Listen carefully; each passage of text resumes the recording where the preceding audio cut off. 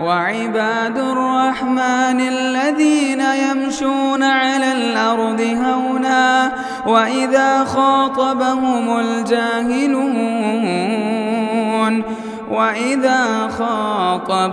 الجاهلون قالوا سلاما۔ ہر طرح کی تعریف، توصیف، حمد و ثنا، عظمت اور بزرگی، کبریائی اور بڑائی اللہ رب العزت کے لیے لائق اور زیبا ہے، جس کی نعمتیں بے شمار ہیں، جس کے احسانات انگنت ہیں، اور ہمارا یہ عقیدہ اور ایمان ہے کہ اللہ تعالیٰ کی ساری نعمتوں میں اللہ کی سب سے بڑی نعمت یہ کہ اللہ نے ہم کو مسلمان بنایا ہے۔ اسلام کی جو بہت ساری خصوصیات ہیں، ان خصوصیات میں سے ایک خصوصیت جو بہت اہم ہے کہ اسلام ہم کو دنیا کے دیگر مذاہب کی طرح ترک دنیا کی تعلیم نہیں دیتا۔ اسلام ہم سے دنیا کے دیگر مذاہب کی طرح دنیا کو چھوڑ دینے کا مطالبہ نہیں کرتا۔ اسلام کے علاوہ دنیا میں جو دیگر مذاہب ہیں وہاں تقویٰ کا معیار یہ کہ آپ دنیا کو تیاگ دیں، سنیاس لے لیں، جوگی بن جائیں، پہاڑوں پہ چلے جائیں، رشتے ناتے توڑ دیں، پیسہ نہ کمائیں، دنیا کی سرگرمیوں سے خود کو کاٹ کر کے بالکل کہیں پہاڑوں میں یا جنگلوں میں یا عبادت خانوں میں خود کو قید کر لیں تو آپ دنیا میں تقوی اور ولایت کے مرتبے کو پہنچ سکتے ہیں۔ ہر مذہب کے اندر رہبانیت کی تعلیم ہے۔ اسلام ہمارا دین ہم کو دنیا چھوڑنے کے لیے نہیں کہتا، ہمارا دین ہم سے سنیاسی بن جانے یا جوگی بن جانے کا مطالبہ نہیں کرتا۔ دنیا کا ہر مذہب کیا کہتا ہے؟ خواہشات کو مار ڈالو۔ ہمارا دین ہم سے خواہشات کو مارنے کا حکم نہیں دیتا، خواہشات کو کنٹرول کرنے کا حکم دیتا ہے۔ دنیا کے ہر مذہب میں مال کمانا، پیسے کمانا، کاروبار کرنا، دنیا کمانا یہ عیب کی بات ہے۔ ہمارا دین ہم سے کہتا ہے وَلَا تَنْسَ نَصِيبَكَ مِنَ الدُّنْيَا، اللہ نے دنیا میں جو تمہارا حصہ رکھا ہے اس کو بھولو مت، پیسہ کماؤ۔ ہمارے دین نے ہم کو سکھایا ہے ہم اللہ سے دنیا کی خیر کو بھی طلب کریں، آخرت کے خیر کو بھی طلب کریں۔ ہم کو دعا سکھائی گئی ربنا آتنا فی الدنیا حسنہ وفی الآخرۃ حسنہ، اللہ دنیا کی حسنات بھی ہم کو دے، آخرت کی اچھائیاں بھی ہم کو دے۔ تو یہ ہمارے دین کی بہت بڑی خصوصیت ہے کہ ہمارا دین ہم سے دنیا کو ترک کرنے کا تقاضا نہیں کرتا کہ دنیا نہیں کمانا ہے۔ ہر مذہب میں کیا ہے کہ اگر آپ کو اللہ کے قریب ہونا ہے تو دنیا آپ کو چھوڑ دینی ہے، آپ کو مال تیاگ دینا ہے، آپ کو کہیں پہاڑوں پہ چلا جانا ہے، تپسیا کرنا ہے، بھکشو بن جانا ہے، بال برہمچاری بن جانا ہے، یا پادری ہے تو کلیسا میں آپ کو اپنے آپ کو قید کر لینا ہے، دنیا کی سرگرمیوں سے خود کو کاٹ دینا ہے۔ ہمارا دین الحمدللہ نہ دنیا کو عیب قرار دیتا ہے نہ دنیا کی نعمتوں کو عیب قرار دیتا ہے۔ مال اللہ تعالیٰ کی ایک نعمت ہے۔ آج کے درس میں مجھے مال کے فضائل جو خطبہ ہے، مال کے فضائل اور اس کی فتنے، ان دو موضوعات پہ گفتگو کرنی ہے۔ میں فضائل پر انشاءاللہ گفتگو کروں گا کہ مال کی اہمیت کیا ہے۔ ہمارا دین ہم سے، ہمارے دین میں الحمدللہ مال کوئی عیب والی چیز نہیں، مال کوئی بری چیز نہیں ہے، نہ مالدار کوئی برے لوگ ہیں۔ ہر مذہب کے اندر کیا ہے؟ مال کوئی بری چیز ہے۔ اگر تم کو اللہ تعالیٰ سے قریب ہونا ہے تو مال نہیں کمانا، مال سے دور ہو جانا ہے، مال کمانے کی ساری سرگرمیاں چھوڑ دینی ہے۔ ہمارا دین مال کو الحمدللہ، ہمارے دین میں مال کو عیب نہیں سمجھا گیا۔ فقیری کوئی اچھی چیز نہیں ہمارے دین کے اندر۔ دنیا کے دیگر مذاہب میں فقیری کوئی بہت اچھی چیز ہے، فقیر لوگ کوئی بہت پہنچے ہوئے لوگ ہوتے ہیں۔ ہمارے دین میں الحمدللہ فقیری کوئی اچھی چیز نہیں ہے۔ مسلمانوں میں بعض مسلکوں میں جو ایک تصور آ گیا کہ بھئی فقیر کوئی بہت بڑے لوگ ہوتے ہیں، پہنچے ہوئے کوئی فقیر بابا ہیں، کوئی بہت پہنچے ہوئے ہیں۔ ہمارے دین میں فقیری کوئی اچھی چیز نہیں ہے، بلکہ فقیری کوئی اچھی چیز ہوتی تو اللہ کے نبی صلی اللہ علیہ وسلم فقیری سے پناہ نہیں مانگتے۔ اللہ کے نبی صلی اللہ علیہ وسلم کی دعاؤں میں ایک بہت پیاری دعا ہے جس میں اللہ کے نبی فقیری سے پناہ مانگتے تھے۔ اللہم انی اعوذ بک من الکفر والفقر، اللہ تعالیٰ میں کفر سے اور فقر سے تیری پناہ چاہتا ہوں۔ اللہ کے نبی فقیری سے پناہ مانگتے تھے۔ یہ جو بعض مسلمان فرقے فقیر کو بہت گلوریفائی کرتے ہیں، فقیری کو بہت گلوریفائی کرتے ہیں، ارے فلاں بابا صاحب فقیر ہیں، یہ اسلام کا تصور نہیں ہے۔ یہ دوسرے مذاہب کا تصور ہے جو تصوف کے راستے سے اسلام میں آ گئے کہ فقیر لوگ کوئی بڑے لوگ ہوتے ہیں. ہاں دوسرے مذاہب میں ہمارے یہاں تو سیاستدان بھی ڈائلاگ مارتے ہیں کہ میں تو فقیر ہوں, جھولا اٹھا کے نکل لوں گا. فقیری کوئی اچھی چیز نہیں ہوتی ہے, یہ اسلام کا تصور نہیں. دوسرے مذاہب میں فقیروں کو کوئی پہنچا ہوا سمجھا جاتا ہے, اسلام میں تو فقیری ایسی چیز ہے جس سے اللہ کے رسول صلی اللہ علیہ وسلم نے پناہ مانگی ہے. اللہم انی اعوذ بک من الکفر والفقر, اللہ تعالیٰ میں کفر سے اور فقر سے تیری پناہ چاہتا ہوں. اور آپ دیکھیے کہ اللہ کے نبی نے کفر کو اور فقر کو آپس میں ملا دیا, کفر کو فقر کے ساتھ ملایا ہے. بعض مرتبہ فقیری انسان کے لیے اتنا بڑا فتنہ بن جاتی ہے کہ انسان کی فقیری اس کو کفر تک لے کے چلی جاتی ہے. اس لیے پرانے بعض علماء نے ایک بات کہی ہے, کاد الفقر ان یکون کفرا, کہ بہت ممکن ہے کہ فقر آدمی کے لیے کفر بن جائے. فقیری آدمی کے کہا جاتا ہے بازار میں ہر چیز بکتی ہے, ایمان بھی بکتا ہے, ایمان بھی بکتا ہے. بعض مرتبہ آدمی اپنی فقیری کی وجہ سے اپنا ایمان بھی بیچ دیتا ہے. فقیری کوئی اچھی چیز نہیں ہے. اللہ کے نبی صلی اللہ علیہ وسلم نے فقیری سے پناہ مانگی ہے. اللہ کے نبی صلی اللہ علیہ وسلم نے ایک حدیث کے اندر فرمایا 5 چیزوں کو 5 چیزوں سے پہلے غنیمت سمجھو. اس میں سے کیا ہے؟ غنا کا قبل فقری, فقیر ہو جانے سے پہلے غنا کی غنیمت سمجھو. غنا کو کہا غنیمت سمجھو, غنی ہو, اللہ نے مالدار بنایا, یہ اللہ تعالیٰ کی نعمت ہے, اس کی قدر کرو اس سے پہلے کہ تم فقیر ہو جاؤ. اگر فقیری کوئی اچھی چیز ہوتی تو اللہ کے رسول کیا بولتے؟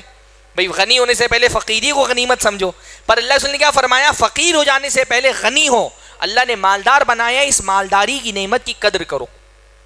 فقیری کوئی اچھی چیز ہوتی, اللہ کے رسول نے ایک حدیث میں فرمایا, ایک صحابی نے اللہ کے نبی صلی اللہ علیہ وسلم سے کہا, اللہ کے نبی میری ایک بیٹی ہے, جائیداد بہت ساری ہے, تو میں چاہتا ہوں کہ ساری جائیداد صدقہ کر دوں. لیکن نہیں, ساری جائیداد وصیت کر دوں. کہا ساری جائیداد غریبوں میں تقسیم کرے. کہا نہیں, جائز نہیں تمہارے لیے. کہ اللہ کے نبی آدھی جائیداد کا نہیں. کہ اللہ کے نبی صلی اللہ علیہ وسلم نے فرمایا 1/3 جائیداد کی وصیت کر سکتے ہو, اور 1/3 بھی بہت زیادہ ہے. پھر کیا فرمایا اللہ کے رسول نے؟ اپنے گھر والوں کو غنی چھوڑ کر کے جاؤ, یہ بہتر ہے کہ ان کو فقیر چھوڑ کر کے جاؤ, وہ لوگوں کے سامنے ہاتھ پھیلاتے رہیں. اللہ کے رسول نے فرمایا اپنے گھر والوں کو فقیر مت چھوڑ کر کے جاؤ, غنی چھوڑ کر کے جاؤ, یہ بہتر ہے فقیر چھوڑ کر کے جانے سے. فقیری کوئی اچھی چیز ہوتی تو اللہ کے رسول بولتے اپنے بچوں کو فقیر بناؤ. فقیری کوئی اچھی چیز ہوتی تو اللہ کے رسول بولتے ہیں اپنے بچوں کو فقیر چھوڑ کر کے جاؤ. اللہ کے رسول فرما رہے نہیں, اپنے بچوں کو غنی بنا کر کے جاؤ, مالدار بنا کر کے جاؤ, یہ بہتر ہے اس سے کہ وہ فقیر ہو اور لوگوں کے سامنے ہاتھ پھیلائیں. تو فقیری کوئی اچھی چیز نہیں ہے, اور مالداری کوئی بری چیز نہیں ہے. مالدار کوئی برے لوگ نہیں ہوتے. دنیا کے دیگر مذاہب میں مالداری اور مال کو ہی فی نفسی برا سمجھا جاتا ہے. ہمارے دین میں مالداری فی نفسی ہی بری نہیں ہے. فتنہ ہوتا ہے, فتنہ مالداری کا بھی ہو سکتا ہے, فتنہ فقیری کا بھی ہو سکتا ہے. مال کا بھی فتنہ ہو سکتا ہے, فقیری کا بھی فتنہ ہو سکتا ہے. مال فی نفسی برا نہیں ہے, مال کے ساتھ بہت سارے فتنے جڑے ہوئے ہیں. بھئی اللہ کے رسول کی ایک دعا ہے, اس میں اللہ کے رسول دعا مانگا کرتے تھے نماز کے تشہد میں غالباً, اللہم انی اعوذ بکا من شر فتنۃ الغنا ومن شر فتنۃ الفقر. اللہ تعالی میں مالداری کے فتنے کے شر سے تیری پناہ چاہتا ہوں, اور میں فقیری کے فتنے کے شر سے بھی تیری پناہ چاہتا ہوں. تو فتنہ صرف مال نہیں ہے. ہم مال کے فتنے پہ بہت گفتگو کرتے ہیں تو ذہن لوگوں کا ایک بن گیا کہ مال فی نفسی فتنہ ہے. مال ان اٹ سیلف فتنہ نہیں ہے, مال کے ساتھ بہت سارے فتنے جڑے ہوئے. پر جیسے مالداری فتنہ ہے ویسے غریبی بھی فتنہ ہو سکتی ہے انسان کے لیے, فقیری بھی فتنہ ہو سکتی ہے انسان کے لیے. مال اپنے آپ میں فتنہ نہیں ہے, مالدار ہونا کوئی عیب کی بات نہیں ہے, بلکہ مالداری تو اچھی چیز ہے. مال اللہ تعالیٰ کی نعمت ہے. اللہ کے نبی صلی اللہ علیہ وسلم نے اپنی دعاؤں میں غنا مانگا ہے. اللہ تعالیٰ سے غنی ہونے کے لیے دعائیں کہ اللہ کے نبی صلی اللہ علیہ وسلم نے, یاد ہے کسی کو کوئی دعا؟ ہاں, خطبے کے درمیان میں سامعین خطیب سے گفتگو کر سکتے ہیں, آپس میں گفتگو کرنا منع ہے. اللہ کے نبی نے اپنی دعاؤں میں غنا مانگا ہے. کون سی دعا ہے؟ اللہم انی اسألک الہدی والتقی والعفاف والغنی. اللہ تعالیٰ میں تجھ سے ہدایت مانگتا ہوں, تقوی مانگتا ہوں, عفاف یعنی پاک دامنی مانگتا ہوں. پاک دامنی کا ایک مطلب یہ ہوتا ہے کہ اللہ اتنا مال دے دے کہ کسی کے سامنے ہاتھ نہ پھیلانا پڑے. والغنی, اللہ تعالیٰ میں تجھ سے غنا مانگتا ہوں. اللہ کے رسول نے, غنا مطلب کیا ہوتا ہے؟ غنا کا بیسک مطلب ہوتا ہے بے نیازی. اللہ تعالیٰ اتنا مال دے دے کہ کسی کے محتاج نہ رہ جائیں. اللہ کے رسول نے غنی، ہم بولتے ہیں نا غنی، کس کو بولتے ہیں؟ مالداری کو تو غنی بولتے ہیں. حضرت عثمان غنی، اللہ کے رسول نے غنا دعاؤں میں مانگا ہے کہ اللہ مجھے غنی بنا دے. اور ایک اللہ کے نبی کی بڑی پیاری دعا ہے، اللہم اکفنی بحلالک عن حرامک واغننی بفضلک عمن سواک. اللہ تعالیٰ اپنے حلال سے میرے لیے کافی ہو جا کہ میں حرام کی طرف نہ جاؤں. واغننی، اللہ تعالیٰ مجھے غنی کر دے، غنی بنا دے. بے فضلی کا، اپنے فضل سے اپنے علاوہ ہر کسی سے غنی کر دے، بے نیاز کر دے مجھے. اللہ کے رسول نے غنا مانگا. اگر مالدار ہونا کوئی بری چیز ہے، ہمارے یہاں ایک طبقہ ہمیشہ مالداروں کی برائی کرے گا. ہاں، سیٹ ہونا جیسے کوئی گالی ہو گیا بعض لوگوں کے نزدیک. ہاں، سیٹ کا مطلب گالی ہو گیا. بلکہ میں دیکھتا ہوں بہت سارے لوگ سیٹ لوگوں سے چندہ لیتے ہیں، فیس بک میں جا کے ان کے خلاف بھی لکھ رہے ہیں. سیٹ ہونا، مالدار ہونا فی نفسی کوئی عیب کی بات نہیں ہے. اللہ کے رسول صلی اللہ علیہ وسلم نے غنا کے لیے دعا کی ہے دوسرے مذہب میں. بائبل وغیرہ میں اس طرح کی ورس ہے کہ غنی آدمی کے لیے جنت میں جانا اتنا ہی مشکل ہے جتنا سوئی کے ناکے سے اونٹ کا نکل جانا. ہمارے دین میں الحمدللہ سیٹ ہونا، مالدار ہونا کوئی بری چیز نہیں ہے. اللہ کے رسول نے غنا مانگا، اللہ کے رسول نے اللہ تعالیٰ سے دعا کی کہ اللہ مجھے غنی کر دے، اور اللہ تعالیٰ نے غنی کیا. اللہ کے رسول فقیر تھے؟ ہاں، اللہ کے رسول فقیر نہیں تھے. اللہ کے رسول مالدار تھے، غنی تھے اللہ کے رسول. یہ الگ بات ہے کہ اللہ کے رسول صلی اللہ علیہ وسلم بچاتے نہیں تھے اپنے لیے، پر ایسا نہیں کہ اللہ کے نبی کے پاس مال کی قلت تھی. ٹھیک ہے، ہجرت کے جو آغاز کا دور تھا اس میں تو مسلمان لٹے پیٹے آئے تھے، پریشانیاں تھیں ہجرت کے آغاز کے دور میں. لیکن پھر اللہ تعالیٰ نے دنیا کھول دی اہل ایمان کے لیے، تو سب کے پاس دولت آئی، اللہ کے نبی کے پاس بھی دولت آئی. اللہ کے رسول فقیر نہیں تھے، غنی تھے اللہ کے رسول. بھائی قرآن مجید میں اللہ نے فرمایا وَوَجَدَكَ عَائِلًا فَأَغْنَا، اللہ نے آپ کو غریب پایا، صاحب عیال پایا، فَأَغْنَا، تو اللہ نے آپ کو غنی کر دیا. اللہ کے رسول غنی تھے.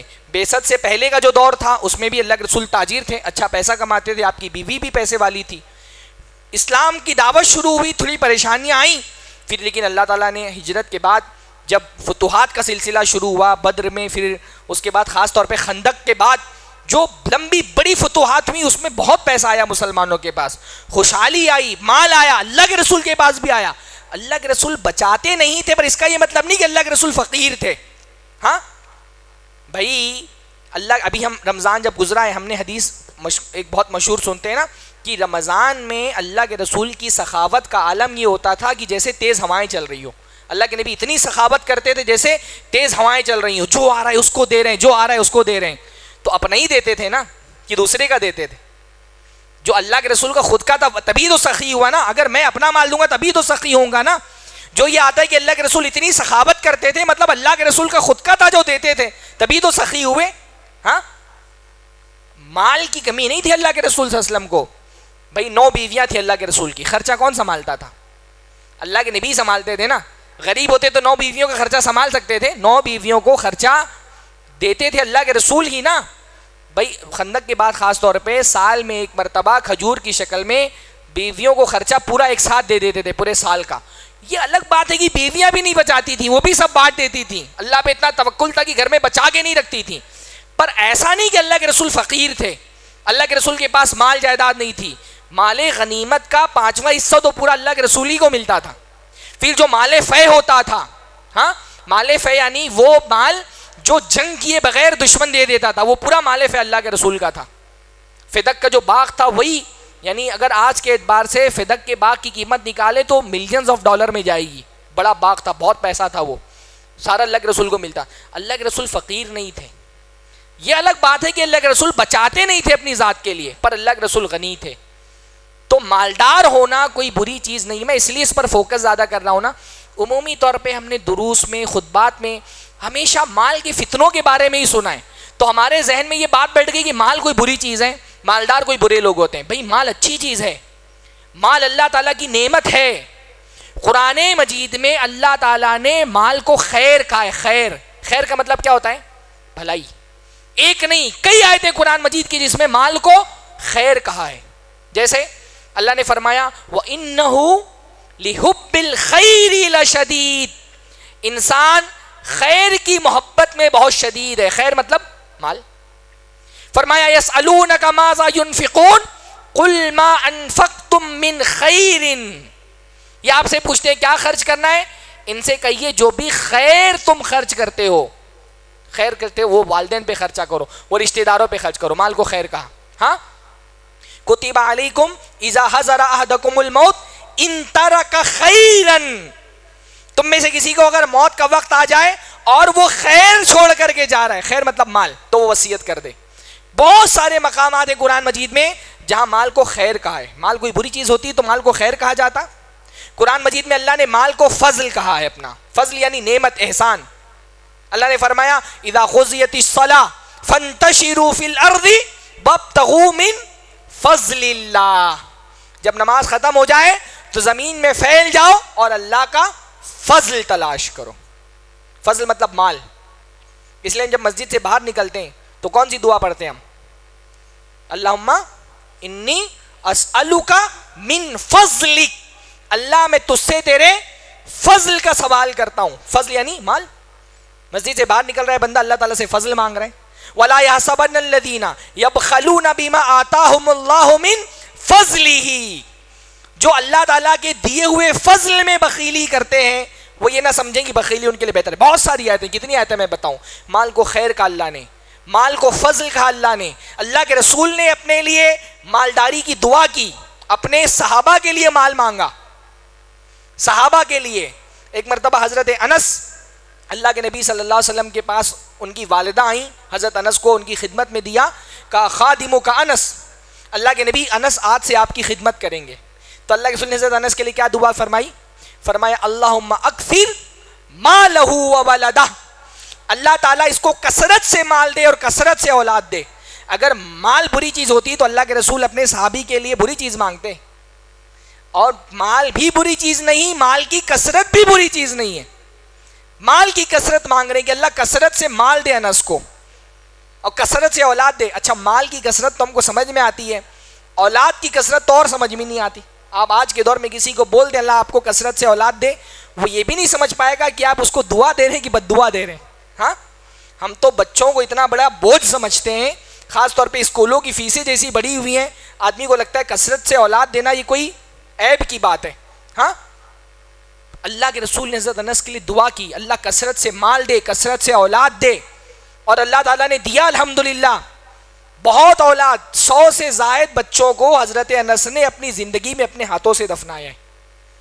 اتنے بچے تھے ان کے. ہماری طرح 2 شادیاں نہیں کرتے تھے نا، 4 شادیاں، پھر اس کے بعد لونڈیاں ہوا کرتی تھیں. اور مال بھی بہت تھا، یعنی اتنا مال تھا ان کا اپنا خود کا محل تھا. صحابہ کے بارے میں اصل میں ہم نے کیونکہ ہجرت کے فوراً بعد کے حالات ہی زیادہ پڑے ہوتے، تو صحابہ کے بارے میں ہمارا تصور اس طرح کا ہو جاتا ہے بہت غریب، فقیر، محتاج، رہنے کے لیے گھر نہیں، سواری کے لیے سواری نہیں، ہاں پہننے کے لیے کپڑے نہیں ہیں. بھائی ٹھیک ہے ہجرت کے بعد کے کچھ حالات مشکلات کے تھے، پھر اللہ نے بہت نوازا صحابہ کو. آپ خالی جا کر کے صحابہ کے جو ترکے تقسیم ہوئے کبھی ان کی تفصیلات پڑھیے، کتنا مال تھا. حضرت زبیر ابن العوام کروڑوں کی جائیداد تھی ان کی، کروڑوں کی جائیداد جو تقسیم ہوئی، کروڑوں کی جائیداد. آپ حساب نہیں لگا پائیں گے، تھک جائیں گے حساب لگاتے ہوئے. عبد الرحمن ابن عوف کی 4 بیویاں تھیں. ہاں 4 بیویوں کو کتنا ملے گا وراثت میں؟ 8واں حصہ اگر بچے موجود ہیں تو. ہر بیوی کو یعنی 8ویں حصے میں 4 بیویوں کو ملے گا. سب کو 8واں نہیں ملے گا، 8ویں میں 4 کو ملے گا. صرف سونا ہر بیوی کے حصے میں 4-4 کلو آیا ہے. صرف سونا، اور جائیداد چھوڑ دیجیے آپ، صرف سونا 4-4 کلو آیا ہے. بہت جائیداد اللہ نے. نو صحابہ کے بارے میں یہ تصور ہمارے کے سارے بیچارے غریب فقیر، رہنے کے لیے گھر نہیں، ایسا نہیں تھا. ہاں اللہ تعالیٰ نے دعا، اللہ تعالیٰ نے نوازا.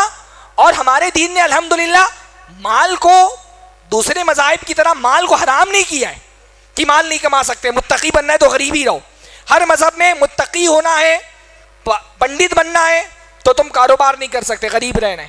پادری بننا ہے تم کاروبار نہیں کر سکتے، جاب نہیں کر سکتے. ہمارے دین میں ایسا نہیں الحمدللہ. اللہ نے فرمایا قل من حرم زینت اللہ التی اخرج لعبادہ، اللہ نے جو زینت اپنے بندوں کے لیے اتاری ہے، کون ہے جو حرام کرنے والا ہے؟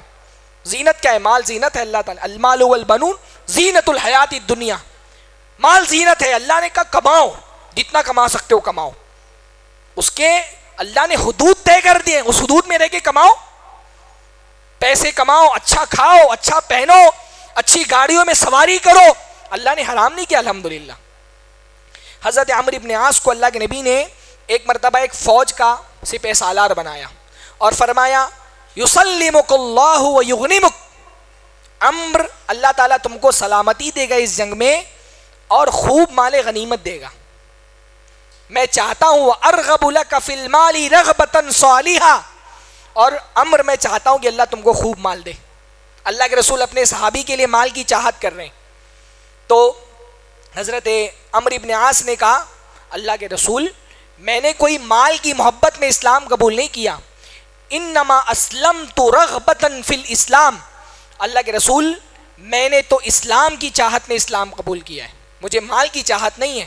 تو اللہ کے رسول نے فرمایا نعم المال الصالح للرجل الصالح، نیک آدمی کا مال بھی کتنا نیک ہوتا ہے۔ اللہ کے رسول نے مال کو صالح کہا کہ آدمی صالح ہے تو اس کا مال بھی کیا ہوتا ہے؟ صالح ہوتا ہے۔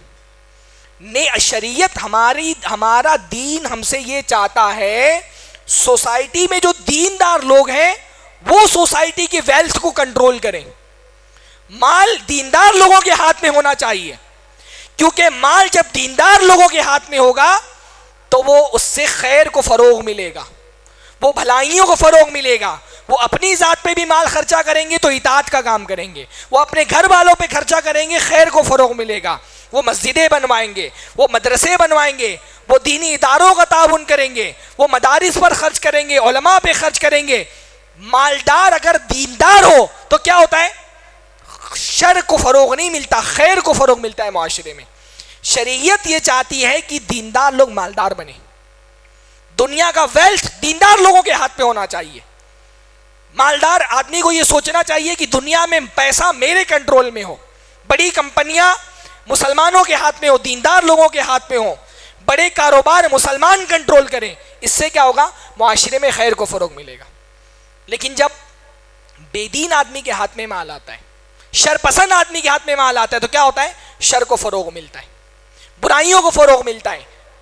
جو بے دین آدمی ہوتا ہے وہ حرام پہ خرچ کرتا ہے، وہ شراب پی رہا ہے، وہ جوئے کھیل رہا ہے، وہ شادیوں میں فضول خرچیاں کر رہا ہے، اس سے کیا ہوتا ہے؟ شر کو فروغ ملتا ہے۔ ہمارا دین یہ چاہتا ہے کہ دنیا کا مال دیندار لوگوں کے ہاتھ میں ہو۔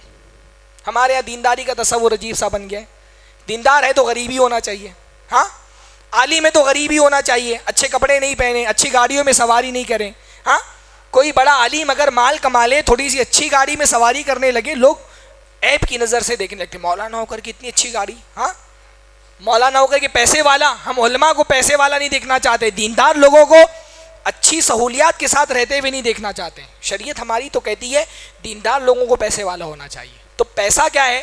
مال کیا ہے؟ اللہ تعالیٰ کی نعمت ہے، جس کو ملی ہے اس کو شکریہ ادا کرنا چاہیے، جس کو نہیں ملا اس کو دعا میں مانگنا چاہیے کہ اللہ مجھے بھی مال دے، ہے نا۔ اللہ کے نبی نے کیا فرمایا؟ وہ چیزیں جن میں بندہ حسد کر سکتا ہے اس میں سے کیا ہے؟ کسی بندے کو اللہ نے مال دیا، وہ اللہ کے راستے میں خرچ کر رہا ہے، آپ بھی تمنا کریے کہ کاش میرے پاس مال ہوتا، میں بھی اپنے رشتہ داروں کو دیتا، میں بھی دینی اور دعوتی اداروں پہ خرچ کرتا۔ تو پہلی بات کیا ہے؟ مال اللہ تعالیٰ کی نعمت ہے۔ دوسری بات یہ ہے کہ مال ہماری ضرورت ہے نا۔ اللہ نے فرمایا وَلَا تُؤْتُوا السُّفَهَاءَ أَمْوَالَكُمُ الَّتِي جَعَلَ اللَّهُ لَكُمْ قِيَامًا، جو مال اللہ تعالیٰ نے تمہاری ضرورت بنایا ہے اس کو بے وقوف لوگوں کے ہاتھ میں مت دو۔ مال کو اللہ تعالیٰ نے ہماری ضرورت قرار دیا ہے، مال ہماری ضرورت ہے، ہماری دنیا کی ضرورت ہے نا۔ کھانے کے لیے مال کی ضرورت، پانی پینے کے لیے مال کی ضرورت، علاج کے لیے مال کی ضرورت، سب سے بڑا مسئلہ یہ ہے تعلیم کے لیے بھی مال کی ضرورت ہے۔ آپ کے پاس پیسہ نہیں ہے آج کے دور میں، نہ دنیا کا علم ہم حاصل کر سکتے ہیں نہ دین کا علم حاصل کر سکتے ہیں، کہ غلط بول رہا ہوں؟ ہاں اگر آپ کے پاس مال نہیں ہے نہ دنیا کا علم حاصل کر سکتے ہیں نہ دین کا علم حاصل کر سکتے ہیں۔ پرانے زمانوں میں کم سے کم دین کا علم حاصل کرنے کے لیے آسانی تھی کہ مدارس میں فری ایجوکیشن کا ایک سسٹم تھا۔ اب تو بیشتر جو دینی مدارس ہیں تھوڑا سا تعاون بھی کم ہو گیا لوگوں کا، اور تھوڑا سا بعض مدارس کا جو ذہن بھی بن گیا وہ کاروباری بن گیا۔ اب تو یہ کہ آپ کو دینی مدارس میں بھی بچوں کو پڑھانا ہے تو اچھی خاصی فیس دینی ہے، بغیر فیس دیے آپ دنیا کی یا دین کی بھی تعلیم نہیں دلا سکتے۔ تو پیسہ ہماری ضرورت ہے. اس لیے علماء جب مقاصد شریعت بیان کرتے ہیں 5 مقاصد ہیں. علماء نے بیان کیا کہ دین میں جتنے بھی احکام ہیں ان احکام کا مقصد کیا ہے؟ 5 چیزوں کی حفاظت کرنا. ان کو ضروریات خمسہ کہا جاتا ہے. اس میں سے ایک مال ہے. دین، جان، مال، عقل، نسب، 5 چیزیں اس میں سے کیا ہے؟ مال. مال کی حفاظت کرنا شریعت کا مقصد ہے. اسی لیے مال اتنی بڑی چیز ہے کہ اللہ کے رسول نے فرمایا من قتل دون مالہ فہو شہید. جو اپنے مال کی حفاظت کرتے ہوئے قتل کر دیا جائے وہ شہید ہے. اتنا بڑی اہمیت ہے مال کی. مال کی حفاظت میں اگر بندے کو قتل کر دیا جائے تو وہ شہید ہے. اس لیے ہماری شریعت نے ہر انسان پر اتنا مال کمانا، یہ آخری بات میں بول رہا ہوں، ہر انسان پر اتنا مال کمانا واجب ہے جتنا اس کی ذمہ داریاں ہیں. ہر انسان پر اتنا مال کمانا واجب ہے جتنا اس کی ذمہ داریاں ہیں. آپ ہٹا کٹا نوجوان ہیں، تندرست ہے، توانا ہے، 20 سال 22 سال 25 سال کا ہو گیا. ہمارے علاقوں میں یہی صورتحال ہے. باپ بیچارہ بوڑھا ہو گیا، رکشہ چلا رہے، ٹھیلا لگا رہا ہے، ہاتھ گاڑی کھینچتا ہے، کسی مدرسے مکتب میں پڑھا رہا ہے. اب اس کی ہمت نہیں رہ گئی کمانے کی. جوان ہٹا کٹا تندرست توانا مستنڈا بیٹا بیٹھا ہوا ہے بے روزگار. ہاں، رات بھر دوستوں کے ساتھ گھوم رہے ہیں، پب جی کھیل رہا ہے، دن بھر جو ہے وہ سو رہا ہے، 2 بجے سو کر کے اٹھتا ہے، ابا کی جیب سے پیسہ لا کر نکل لیتا ہے. گنہگار ایسا لڑکا. باپ بوڑھا ہو گیا ہے، بچہ جوان ہو گیا ہے. اب اس بوڑھے باپ کو کما کر کے کھلانا، ان کے کھانے پینے رہنے علاج کا بندوبست کرنا بیٹے کی ذمہ داری ہے. اگر بیٹا وہ ذمہ داری ادا نہیں کر رہا، اللہ کیا گنہگار ہے. اللہ کے نبی نے فرمایا کفا بالمرء اثما ان یضیع من یقوت. آدمی کے گنہگار ہونے کے لیے اتنا کافی ہے کہ جن کا خرچ اٹھانا تھا ان کو ضائع کر دیا، خرچ نہیں اٹھایا. گنہگار ہے اللہ کے یہاں، ہے نا. ہمارے یہاں بعض احباب بیوی ہیں، بچے گھر کے اندر، نکل گئے دعوت و تبلیغ کے میدان میں. ہاں، آپ کے حیدرآباد کا نہیں پتا، ممبئی میں سے بہت سارے کیسز آتے ہیں. بیوی بیچاری دوسرے کے گھر پہ جا کے برتن مانج رہی ہے، بٹن ٹاک کر کے کپڑوں کا گھر چلا رہی ہے، بچوں کا پیٹ بھر رہی ہے. شوہر کہاں ہے؟ وہ تبلیغ کے لیے نکلے ہوئے. ایسا آدمی گنہگار ہے اللہ کے یہاں. اپنے بیوی بچوں کی ضرورت پوری کرنا پہلے واجب ہے. پہلے ان کا خرچہ اٹھاؤ، اس کے بعد جو ٹائم بچے اس کو دعوت میں لگاؤ، تبلیغ میں لگاؤ، عبادتوں میں لگاؤ. ہاں، پہلے واجب ہے کہ اپنے بیوی بچوں کا پیٹ بھرو. اچھا، واجب کا مطلب کیا ہوتا ہے؟ اگر نہیں کرے گا تو گناہ ملے گا، اور کرے گا تو کیا ملے گا؟ ثواب ملے گا. آپ جو پیسہ کمانے کے لیے گھر سے نکلتے ہیں نا، نیت کر کے نکلیں کہ یہ عبادت ہے. عبادت اور چھوٹی موٹی عبادت نہیں ہے، بہت بڑی عبادت. کوئی بھی کام آپ کرتے ہو، دکان پہ جاتے ہو، جاب کرتے ہو، کوئی کاروبار کر رہے ہو، کوئی بھی کام کر رہے ہو، گھر سے باہر نکلیں اس نیت کے ساتھ نکلیں کہ آپ عبادت کے لیے نکل رہے ہیں. آپ کا پیسہ کمانا بھی ثواب ہے.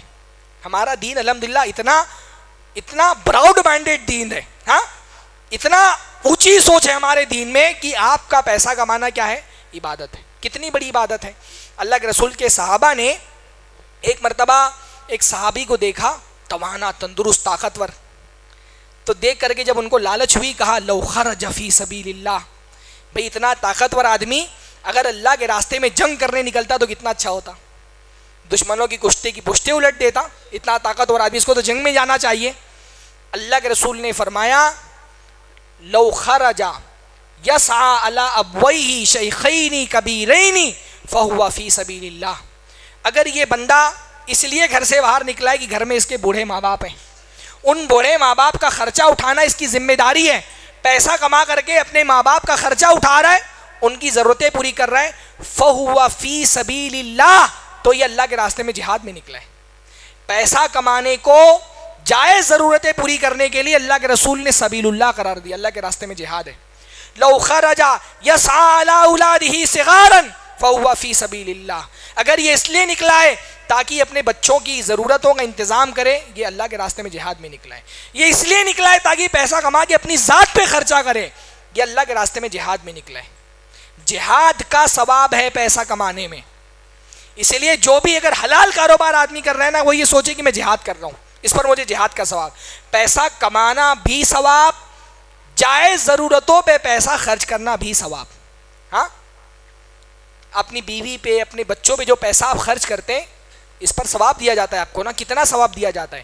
اللہ کے رسول نے فرمایا آدمی کے پاس اگر 4 دینار ہوں, دینار انفقتہ فی سبیل اللہ, 1 دینار آپ نے اللہ کے راستے میں جہاد میں دے دیا, 1 دینار سے غلام آزاد کر دیا, 1 دینار کسی مسکین کو صدقہ کر دیا, 1 دینار اپنے گھر والوں پہ خرچ کیا. 4 دینار تھے, 1 جہاد میں دے دیا, 1 غلام آزاد کر دیا, 1 سے صدقہ کر دیا مسکین کو, اور 1 اپنے گھر والوں پہ خرچ کیا. اللہ کے رسول نے فرمایا 4 دینار میں سب سے زیادہ ثواب کس پر ہے؟ جو آپ اپنے گھر والوں پہ خرچ کرتے ہیں. ہاں, راشن بھرا رہے ہیں 15-20 ہزار کا, صدقے سے زیادہ ثواب لکھا جا رہا ہے. فضول خرچی نہیں ہونا چاہیے, جائز ضرورتوں پہ جو بھی آپ خرچ کر رہے ہیں نا, اس لیے بیوی اگر پیسہ مانگے صدقہ سمجھ کر کے دیا کریں. کہ یہ جو بھاری پڑتا ہے بعض شوہروں کو نا, بیوی کچھ مانگ لے تو بھائی فضول خرچی نہیں کریں. لیکن اگر بیوی مانگ رہی ہے خرچہ, بچے کی فیس بھرنی ہے, گھر کا کرایہ بھرنا ہے, سامان لانے ضرورت کے, کیا ہے یہ؟ صدقے کا ثواب ہے. صدقے سے زیادہ ثواب ہے, صدقے سے زیادہ ثواب اپنے گھر والوں پہ خرچہ کرنا. ہاں, اللہ کے نبی نے تو فرمایا 1 لقمہ جو اپنی بیوی کے منہ پہ ڈالتے ہو اس پہ بھی تم کو اجر دیا جاتا ہے. ہاں, آپ کی بیوی جو کھا رہی ہے اس پر آپ کو ثواب مل رہا ہے, آپ کے بچے جو کھا رہے ہیں اس پر آپ کو ثواب مل رہے ہیں. ثواب سمجھ کر کے اپنے گھر والوں پہ خرچہ کریے. ہاں, خود اپنی ذات پر جو آپ کھا رہے ہیں, اللہ نے فرمایا کسی آدمی نے اس سے بہتر لقمہ نہیں کھایا جو آدمی اپنی محنت کی کمائی کا کھاتا ہے. آپ جو خود کھا رہے ہیں اس پر بھی آپ کو ثواب دیا جا رہا ہے الحمدللہ. تو پیسہ کمانا ثواب, پیسہ خرچ کرنا ثواب. پیسہ ہماری ضرورت ہے. پہلی چیز میں نے کیا بتائی؟ پیسہ اللہ کی نعمت ہے. دوسرا کیا؟ پیسہ ہماری ضرورت ہے. اللہ نے فرمایا تمہاری ضرورت ہے, تمہاری دنیا کی بھی ضرورت ہے, تمہارے دین کی بھی ضرورت ہے کہ نہیں ہے؟ ایک اللہ کے رسول کی حدیث ہے, اللہ تعالیٰ, حدیث قدسی ہے, اللہ تعالیٰ فرماتے ہیں انا انزلنا المال لاقام الصلاۃ و ایتاء الزکاۃ, ہم نے مال نازل کیا ہے تاکہ نماز پڑھی جائے اور زکوٰۃ دی جائے. اللہ فرما رہا ہے مال کس نے نازل کیا؟ اللہ نے. کیوں نازل کیا؟ اللہ فرما رہا ہے ہم نے تو مال نازل کیا تاکہ نماز پڑھی جائے اور زکوٰۃ دی جائے. بھئی زکوٰۃ کا تو سمجھ میں آتا ہے, زکوٰۃ ایک مالی عبادت ہے. نماز پڑھنے کے لیے پیسوں کی ضرورت ہے؟ ہاں, اللہ فرما رہے ہیں نماز پڑھنے کے لیے نازل کیا گیا پیسہ, تو نماز پڑھنے کے لیے کیا پیسے کی ضرورت ہے کہ نہیں ہے؟ ہاں بھئی اتنا بڑا اسٹرکچر جو مسجد کا بنا ہوا ہے بغیر پیسے کے بنے گا؟ ہاں, مسجد بنانے کے لیے بھی تو پیسہ چاہیے کہ نہیں چاہیے؟ ہاں, بغیر پیسے کے آپ نماز نہیں پڑھ سکتے. مسجدیں بنانے کے لیے, زمین خریدنے کے لیے پیسہ, بنانے کے لیے پیسہ, چلانے کے لیے بھی پیسہ دینا پڑتا ہے نا. بیٹھے ہوئے الحمدللہ آپ لوگ اے سی چالو ہے, پنکھے چل رہے ہیں, بل آتا ہوگا نا کہ بغیر پیسے کے؟ ہاں, پانی کا بل آتا ہوگا, زمین مینٹیننس میں اچھا خاصا پیسہ جاتا ہے کہ نہیں مسجد کے؟ بھائی بعض لوگ مولویوں کو بولتے ہیں مولوی بہت خیرات خور قوم ہے, قوم کی خیرات کھاتی ہے. مولوی تو بیچارہ 40,000 کا کام کر کے 12,000 15,000 تنخواہ لیتا ہے. بہت سارے لوگ مسجد میں آ رہے ہیں, مسجد کی ساری فیسلٹیز کا فائدہ اٹھا کے چلے جا رہے ہیں. تو یہ اگر آپ مسجد میں آ رہے ہیں, مسجد کی ساری فیسلٹیز کا فائدہ بھی اٹھا رہے ہیں, اور اگر چندے کا رومال سامنے آ رہا ہے تو 100 روپیہ جیب سے نکال کے دینا بھاری پڑ رہا ہے, تو آپ قوم کی خیرات کھا رہے ہیں. قوم نہیں, خیر بری چیز نہیں ہے, پر قوم نے دیا ہے نا, قوم کے لوگ ہی پیسہ لگا رہے ہیں تبھی تو یہ مسجد چل رہی ہے. اس کا بل آ رہا ہے, تھوڑی سی تنخواہ امام صاحب کو دینی پڑ رہی ہے. سارے جو خرچ ہیں یہ خرچ بغیر پیسے کے چل سکتے ہیں؟ الحمدللہ ہماری قوم میں اب بھی ایسے پیسے والے ہیں جو اپنی گاڑی محنت کی کمائی مسجدوں میں دے رہے, مدرسوں میں دے رہے. تو یہ مسجدیں چل رہی ہیں, مدرسے چل رہے ہیں. یہاں اگر میں 4 لفظ آپ کے سامنے کھڑے ہو کر کے بول رہا ہوں, قوم کے لوگوں نے انویسٹ کیا ہے مجھ پر نا. جو مدارس جن سے میں پڑھ کر کے نکلا ہوں, سیٹ لوگ تھے جنہوں نے چندہ دیا تو ہم کسی لائق ہوئے بولنے کے. ہمیشہ ایک مزاج بن گیا سیٹ لوگوں کی برائی, مالداروں کی برائی. بھائی یہ مالدار لوگ ہیں جن کو پیسوں سے مسجدیں چل رہی ہیں, مدرسے آباد ہیں. یہ ممبر زندہ ان مالداروں کی وجہ سے ہے. ہم کو شکریہ ادا کرنا چاہیے ان لوگوں کا جو اللہ تعالیٰ کے راستے میں دیتے ہیں. مال ہمارے دین کی ضرورت ہے, زکوٰۃ کے لیے مال, ہاں, نماز کے لیے مال. روزہ, بھائی روزہ آپ مہینے میں 30 سے زیادہ روزے نہیں رکھ سکتے نا, پر اگر اللہ نے آپ کو مال دیا ہے, ایک دن میں آپ 30 روزوں کا ثواب کما سکتے ہیں انشاءاللہ. کیسے؟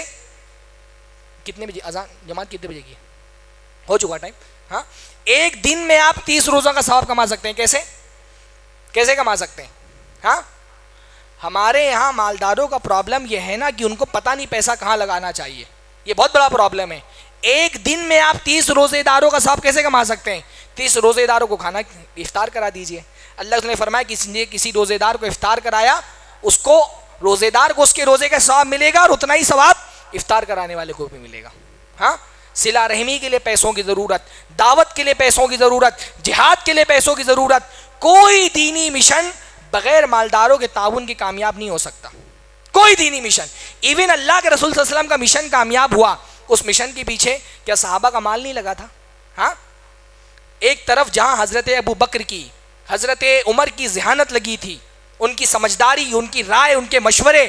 دوسری طرف حضرت علی, حضرت حمزہ, ابو دجانہ, طلحہ, زبیر, ان کی شجاعت تھی, بہادری تھی. تو تیسری طرف عثمان غنی کا مال تھا, عبد الرحمن ابن عوف کا مال تھا. کتنا پیسہ دیا انہوں نے؟ ہاں, کتنا پیسہ دیا؟ تبوک کا اللہ کے رسول نے فرمایا ما نفعنی مال قط ما نفعنی مال ابی بکر. کسی کے مال نے مجھے اتنا فائدہ نہیں پہنچایا جتنا ابو بکر کے مال نے فائدہ پہنچایا. پیسہ لگایا صحابہ نے. اللہ کے رسول کی مشن کی کامیابی کے پیچھے صحابہ کا پیسہ تھا. حضرت عثمان غنی مدینہ آئے مسلمان, پینے کے لیے پانی نہیں تھا. ایک کنواں تھا, ایک یہودی کا تھا, وہ ایک بکیٹ پانی دینے کے لیے ایک مدھ جو لے لیتا تھا. حضرت عثمان غنی نے 35,000 درہم میں وہ سونا وہ خرید کے کنواں وقف کر دیا مسلمانوں کے لیے. بعض لوگوں نے اس مالیت کا اندازہ لگایا, آج کے دور کے حساب سے اگر آپ جوڑیں تقریباً 12,000 کروڑ کی مالیت کا وہ کنواں تھا, خرید کر کے مسلمانوں کے لیے وقف کر دیا.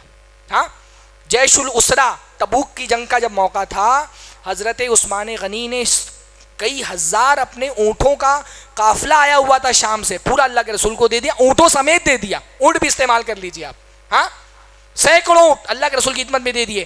1,000 دینار, دینار کس کو کہتے ہیں؟ سونے کے کوئنس. 1,000 دینار کی تھیلی لا کر کے اللہ کے قدموں میں ڈال دی.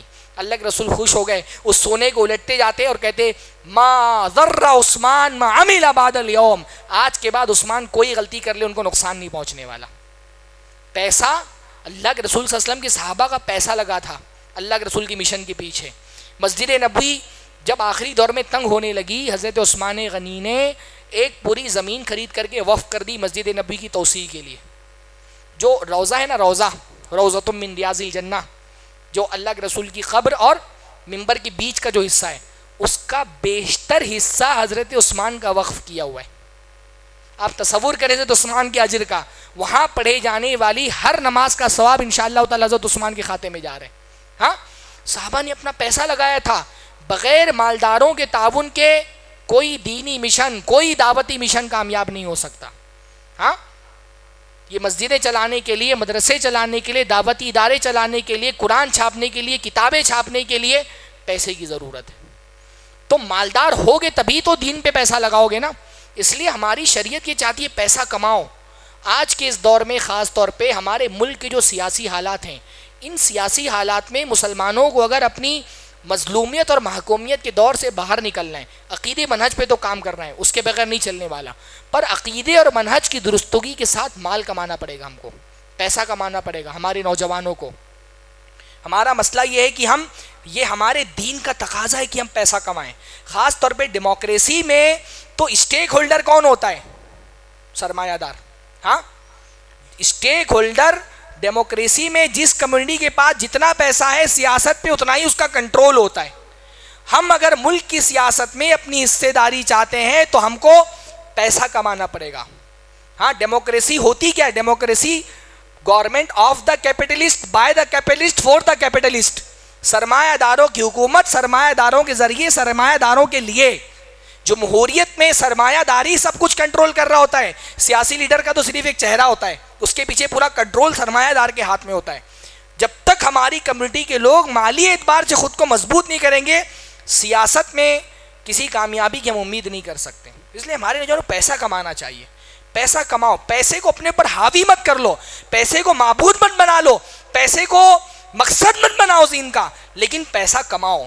پیسے کے فتنے بہت سارے ہیں, اس پر موقع نہیں میرے پاس گفتگو کرنے کا, پر پیسے کے فضائل بھی بہت سارے ہیں. کچھ فضائل میں نے آپ لوگوں کے سامنے رکھے ہیں, کیونکہ میں یہ دیکھ رہا ہوں کہ ہماری قوم کے نوجوانوں میں وہ للک بھی نہیں پیسہ کمانے کی. ہر کوئی شارٹ کٹ چاہتا ہے, شارٹ کٹ مارنا چاہتے ہیں ہم لوگ. ہاں بیٹھے ہوئے ہیں, وہ ڈریم 11 پہ ایک ٹیم بنا لیں گے, کہیں سے 1 کروڑ مل جائے گا, اسی چکر میں پڑے ہوئے ہیں. ہارڈ ورک نہیں کرنا چاہتے, محنت نہیں کرنا چاہ رہے, کاروبار نہیں کرنا چاہ رہے, کوئی بڑا ویژن نہیں ہے, سوچ بڑی نہیں ہے. میں تو ممبئی میں یہ دیکھ رہا ہوں ہمارے نوجوانوں کے اندر کوئی کاروبار, پیسہ کمانے کی, تعلیم کی بھی سوچ نہیں, پیسہ کمانے کی بھی سوچ نہیں. ہر آدمی یہ سوچ رہا ہے بائک لے کر کے ڈیلیوری بوائے بن جانا ہے. ممبئی میں دیکھ رہا ہوں بعض نوجوانوں کا ڈریم جاب یہ ہو گیا ہے کہ بائک خریدو, ڈیلیوری بوائے بن جاؤ, 12,000 15,000 مہینے کا کماؤ. سوچ تو کم سے کم بڑی رکھنی چاہیے. صحابہ کرام دیکھیے ان کی سوچ بڑی تھی. عبد الرحمن ابن عوف جب آئے نا, فری میں مل رہا تھا سب کچھ. ان کے بھائی نے کہا آدھی جائیداد میری لے لو, میری 4 بیویاں ہیں, 2 سے شادی کر لو. پر ان کی سوچ بڑی تھی, کہا مجھے آپ کا نہیں چاہیے, میں اپنا کماؤں گا. بازار کے کاروبار کیا, بنایا اپنا خود کا. ہم لوگ چاہتے ہیں بیٹھے رہیں, کوئی انویسٹمنٹ کی کمپنی آ جائے, پیسہ لگا دیں, گھر بیٹھے پیسہ ملتا رہے. یہ مزاج نہیں ہونا چاہیے. تجارتی ذہن بنائیے, کاروبار کا ذہن بنائیے, پیسہ کمائیے, اور پیسہ کما کر کے اس کو دین کے راستے پہ لگائیے, اپنے اوپر خرچ کریے, اپنے رشتہ داروں پہ خرچ کریے. ہماری شریعت یہ چاہتی ہے. بہرحال تو یہ مال کی کچھ فضائل تھے. فتنے انشاءاللہ اگلے مرتبہ جب حیدرآباد کا سفر ہوگا تو اگلی مرتبہ انشاءاللہ فتنوں پہ بھی بیان ہوگا. فتنے بھی بہت سارے ہیں, پر میں نے ایک پہلو رکھا ہے کہ مال کے صرف فتنے نہیں ہوتے ہیں, مال کے فضائل بھی ہوتے ہیں. فتنے مال کے بھی ہوتے ہیں, فقیری کے بھی ہوتے ہیں. اللہ کے رسول کی دعا ہے, اللہم انی اعوذ بک من جار السوء, اللہ تعالیٰ میں برے پڑوسی سے تیری پناہ چاہتا ہوں. ومن زوج تشیبنی قبل المشیب, ایسی بیوی سے تیری پناہ چاہتا ہوں جو مجھے بڑھاپے سے پہلے بوڑھا کر دے. عورت بہت ٹینشن دینا تو انسان 20 سال میں 40 سال کا ہو جاتا ہے. ہاں, تو ایسی بیوی سے تیری پناہ چاہتا ہوں جو بڑھاپے سے پہلے مجھے بوڑھا کر دے. ومن ولد یکون علی ربا, اور ایسے بچے سے تیری پناہ چاہتا ہوں جو میرا مالک بن بیٹھے. ومن مال یکون علی عذابا, اور ایسے مال سے تیری پناہ چاہتا ہوں جو میرے لیے عذاب بن جائے. اولاد بھی نعمت ہے, بیوی بھی نعمت ہے, مال بھی نعمت ہے, پر یہ فتنہ بھی بن سکتا ہے. ہاں, تو مال فی نفسی فتنہ نہیں ہے, مال سے فتنے جڑے ہوئے ہیں, اور مال نعمت بھی ہے. اللہ تعالیٰ ہم سب کو مال کے حوالے سے اپنی سوچ صحیح کرنے کا اللہ تعالیٰ توفیق دے. اللہ ہماری قوم کو معاشی اعتبار سے مضبوط بنائے, طاقتور بنائے, اور جو بھی مسائل ہماری قومی سطح پر ہم کو پیش ہیں اللہ تعالیٰ ان مسائل کو حل کرنے کی توفیق دے. اقول قولی ھذا واستغفر اللہ لی ولکم ولسائر المسلمین واستغفروہ انہ الغفور الرحیم وآخر دعوانا الحمد للہ العالمین. مسجد عباد الرحمن کے پلیٹ فارم سے ہونے والی دعوت و تبلیغ کے مشن کو آگے بڑھانے میں ہمارا بھرپور ساتھ دیں. علم و عمل سے ناطہ جوڑنے کے لیے اہل علم سے جڑیں. مسجد عباد الرحمن کے یوٹیوب چینل کو سبسکرائب کریں اور آگے شیئر کرنا ہرگز نہ بھولیں. فجزاکم اللہ خیرا.